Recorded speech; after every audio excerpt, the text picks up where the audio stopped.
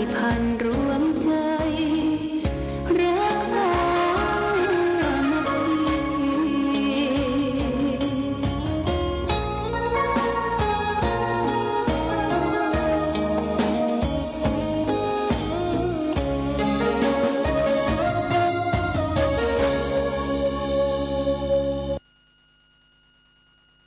เจริญสุขศรัทธาสาธุชนญาติโยมท่านพุทธบริษัททั้งหลายวันนี้รายการธรรมประทีปส่องต่างก็ได้มาพบปะกับพ่อแม่พี่น้องศรัทธาสาธุชนญาติโยมแห่งครั้งหนึ่งวันนี้เป็นวันอาทิตย์ที่29เดือนมกราคมพุทธศักราช2566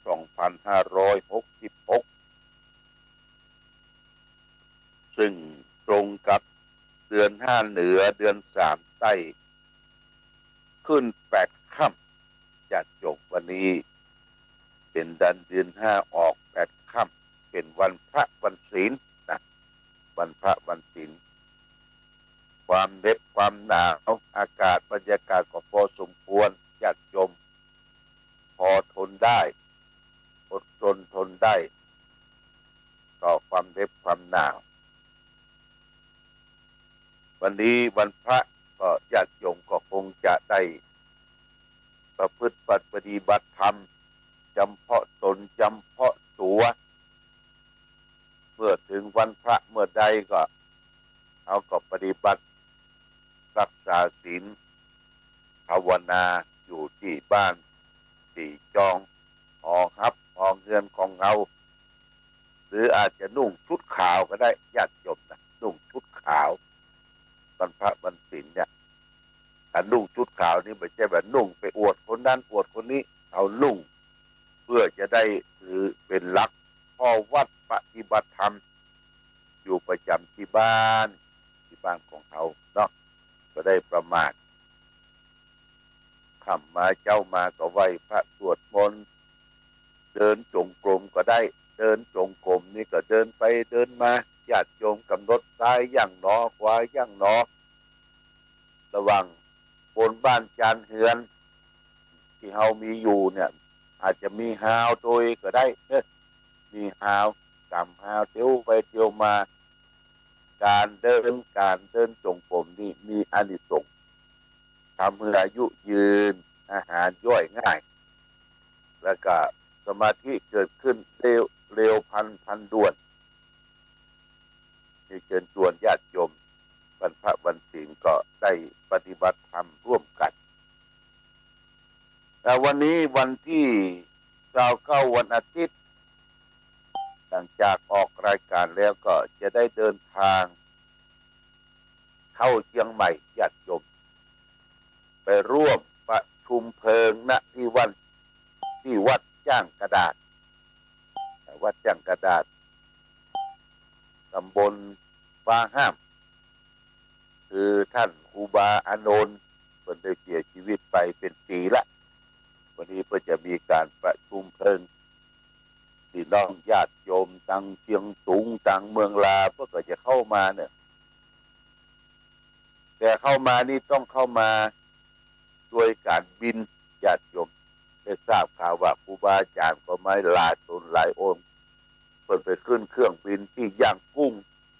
แล้วก็บินตรงมาที่เชียงใหม่แล้วก็เข้ามาร่วมกันประชุมเพลิงที่วัดจ้างกระดาษท่านปลัดอานนท์ได้ถึงแก่มรณภาพลงไปเพิ่งเป็นคนเชื้อชาติเมียนมาเชียงตุงได้ทำคุณประโยชน์ไว้มากมายวันนี้คงจะเดินทางไปถึงก็จะจับเพลพอดีเพื่อพระราชทานเพลิงศพแล้วญาติโยมก็จะได้ทำนักพักที่เชียงใหม่1 คืนวันพรุ่งนี้เป็นวันที่30วันจันทร์ทางคณะสงฆ์ภาค7เนี่ยเพิ่นจะได้ไปเลี้ยงภัตตา หารเพลแต่ภิกษุสามเณรผู้เขารับการอบรมเพื่อจะเตรียมสอบบาลีที่วัดแม่วางวัดแม่วางวัดดอยสัพปัญญูแม่วางญาติโยมพวกนี้ถวายภัตตาหารเพลเสร็จสับเรียบร้อยก็จะได้กลับตอนบ่ายนี่ก็แจ้งญาติโยมท่านสาธุชนทั้งหลายได้รับทราบนี่ก็กิจการงานของพระสงฆ์ในช่วงนี้ก็เป็นช่วงที่มีงานทำบุญสุนทานแต่ว่าวันเสาร์ก็ได้ไปร่วมในการปลูกพัทธสีมาที่วัดพุทธกวารีดงปะลันญาติโยมที่ก็เสร็จไปเรียบร้อยเมื่อคืนที่แล้วก็ได้ไปแสดงธรรมที่บ้านพระหลวงมนศรีจอมพระหลวง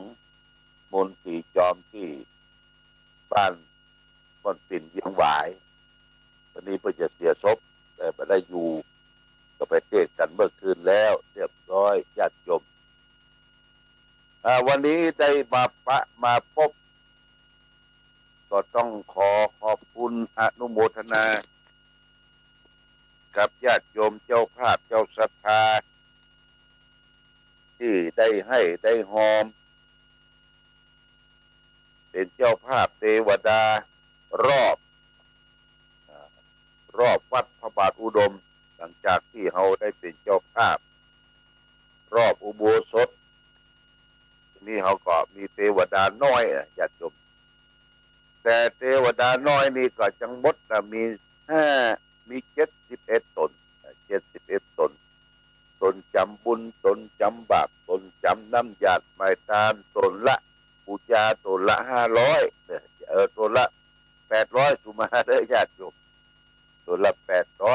800เอาได้ปูจาเป็นเจ้าภาพแต่ว่านี่ก็มีนางประนอมคือชลาลูกยุงนี่เพียงสุโธ1 ตน 1 องค์นายสุพนัทอุทัยศรีนางถาวัชรี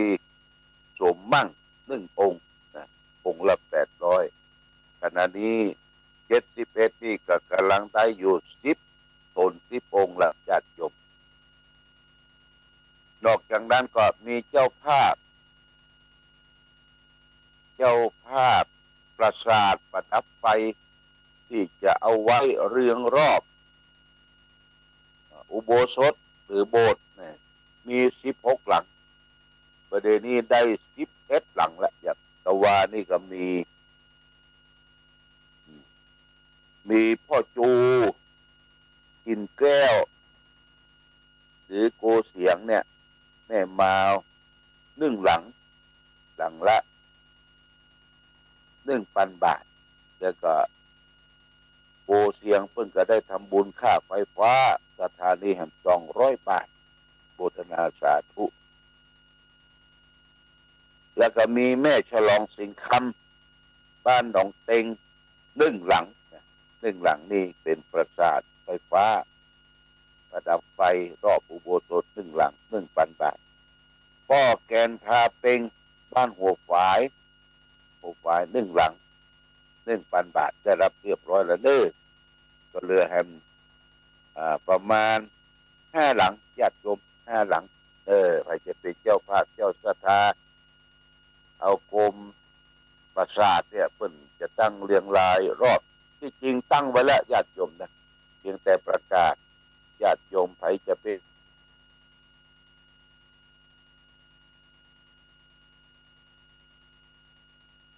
ศรัทธาจะได้เขียนชื่อเขียนนามทุกอย่างปีหน้าเข้ามาก็จะได้ทำบุญสุนทานฉลองใหญ่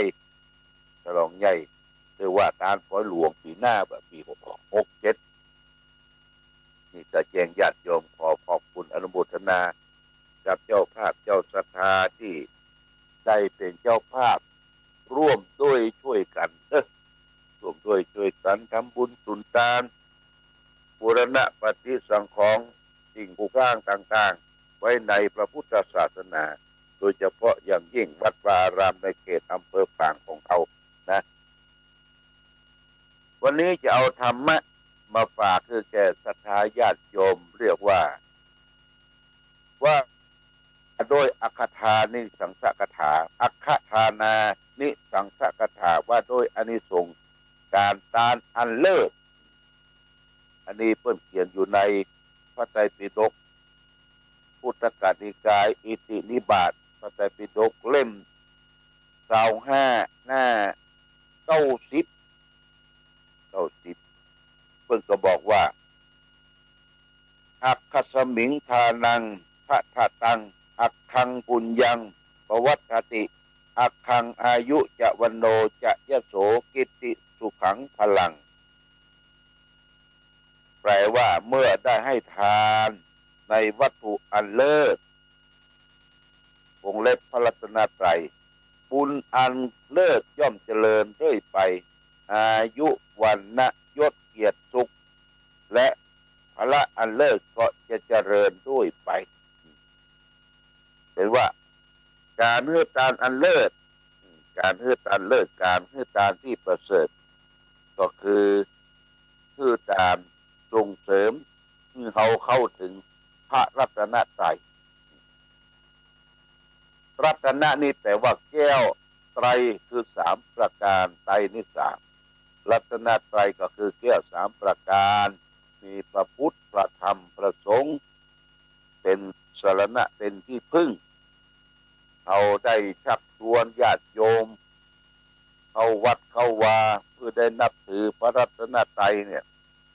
เพิ่นก็บอกว่าเป็นบุญอันเลิศประเสริฐเขาจะเจริญไปด้วยอายุมั่นขวัญยืนมีผิวพรรณวรรณะอันผ่องอันใสมียศถาบรรดาศักดิ์มีเกียรติและก็มีสุขกายสุขใจและพระกำลังอันประเสริฐก็เจริญเรื่อยไปญาติโยมนะเพราะฉะนั้นพระรัตนตรัยนี่เป็นหัวใจของเราชาวพุทธทั้งหลายที่พระพุทธพระธรรมพระสงฆ์เป็นสรณะเป็นที่พึ่งนอกนั้นที่พึ่งของเขาก็มันน้อยกว่าพระรัตนตรัยน้อยกว่าพระรัตนตรัยพระรัตนตรัยนี่สมัยครูบาเจ้าศรีวิจัยเพิ่นว่าแก้ว3ประการเนี่ยยิ่งใหญ่ประเสริฐกว่าเพชรนินจินดาแก้วแหวนเซนสิ่งทั้งหลายทั้งปวงเอามาห้อยคอมาใส่เล็บใส่แขนเยอะก็ตามเนี่ยพระเจ้าพระรัตนตรัยที่มีอยู่ในจิตในใจจบโอ้ครูบาเจ้าศรีวิจัยเพิ่นบอกว่าพระรัตนตรัยก็ต้องไปประดับประดาอย่างนั้นเพียงแต่ขอให้มีในจิตในใจหลิ่งน้อมถือเอาพระพุทธเป็นสรณะที่พึ่งเอาก็ว่าพุทธังสรณังคัจฉามิพระพุทธเจ้าเป็นสรณะเป็นที่พึ่งแต่เฮาทั้งหลายธัมมังสรณังคัจฉามิข้าพเจ้าขอเอาพระธรรมเป็นสรณะเป็นที่พึ่งทั้งหลายสังฆังสรณังคัจฉามิข้าพเจ้าขอเอาพระสงฆ์เป็นสรณะเป็นที่พึ่งทั้งหลายพระพุทธพระธรรมพระสงฆ์นี่เป็นสรณะเป็นที่พึ่งอันร่ำเริศประเสริฐกว่าแก้วแหวนเงินทองเพชรนินจินดาอันนั้นยังรู้จักหายนะรู้จักบ้างรู้จักเศร้ารู้จักหมองโยมรู้จักหมองแต่ว่าพระรัตนตรัยอยู่ในใจเนี่ยมันบ่เศร้าบ่หมองมันเจริญรุ่งเรืองญาติโยมเจริญรุ่งเรืองเราอิ่มอกอิ่มใจเพราะฉะนั้นการเข้าถึงพระรัตนตรัยก็อยากจะเชิญชวนญาติโยมน้อมระลึกถึงคุณพระพุทธพระธรรมพระสงฆ์ก่อนจะรับจะนอนไหว้พระสวดมนต์เสร็จแล้วนะโม3จบก็ย้อนสรรเสริญคุณของพระรัตนตรัยอรหังสัมมาสัมพุทโธภควาโตอาคาโตสุปฏิปันโนพุทธังธัมมังสังฆังนี่เป็นการอันประเสริฐล้ำเลิศกว่าอามิสตานทั้งหลายทั้งปวงที่ฝากไว้คือแก่ศรัทธาสาธุชนญาติโยมวันพระวันศีลได้ทำบุญสุนทานรักษาศีลปั้มเพ็งเจริญภาวนาจะไปปากันกินเหล้าเมายาเอวอลองต้องแต่ง ำสิ่งที่เป็นสาระทำที่เป็นประโยชน์แก่ตนเองและคนอื่นญาติโยมนี่สำคัญนะทำประโยชน์ตนประโยชน์ท่านให้ได้ถึงพร้อมเพราะว่าชีวิตของเขาเนี่ยมันไม่ใกล้ฟังละญาติโยมไม่ใกล้ฟังจะวำบันไดหมูน้ำก็เจาะเข้ามาติ๊กๆเนี่ยมันเจาะไม้แล้วก็จะก้นโล้มลงเรียกว่าไม้ใกล้ฟังชีวิตในบ้านปลายของเขาก็คือได้สร้างสมคุณงามความดีทำจิตใจให้แจ่มใสหายใจเข้าให้มันเย็นหายใจออกให้มันเย็นไม่ใช่ว่าหายใจเข้าฮ้อนฮ้อนจิตฮ้อนใจฮ้อนท้องฮ้อนไส้ฮ้อนหว่างๆก็มีความสุขเนี่ยไปฝึกหายใจก็คือการไล่ไปเจริญสมาธิภาวนาที่ฝากเป็นข้อคิดพิจารณาแก่ศรัทธา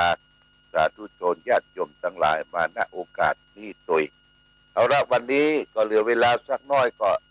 จะได้เตรียมการเดินทางเข้าเชียงใหม่ไปงานศพท่านครูบาวัดจ้างกระดาษพระอาจารย์ปลัดอนนท์ที่วัดจ้างกระดาษเชียงใหม่ก็จะมีการประชุมเพลิงตอนบ่ายนี้ก็จะได้เดินทางประมาณสัก8 โมงไปน้อยๆก็ขอความสุขความเจริญจงมีธรรมแก่ศรัทธาญาติโยมท่านสาธุชนคือเป็นนักต่อสู้ต่อชีวิตอย่าไปท้อแท้นี่อย่างมากระทบนิดๆหน่อยๆอย่าไปท้อแท้ใจเนอะคือมีใจมีพละมีกำลังเราก็จะประสบความสำเร็จความสุขความเจริญต่อไปสุดท้ายขอคุณพระศรีรัตนตรัยจงปกปักรักษาทุกท่านจะได้มีความสุขความเจริญทั้งกายทั้งใจรายการธรรมะประทีปส่องทางต้องขอลาก่อนขอผู้ฟังจงตั้งมั่นจิตขันษาด้วยธรรมะขององค์พระพุทธา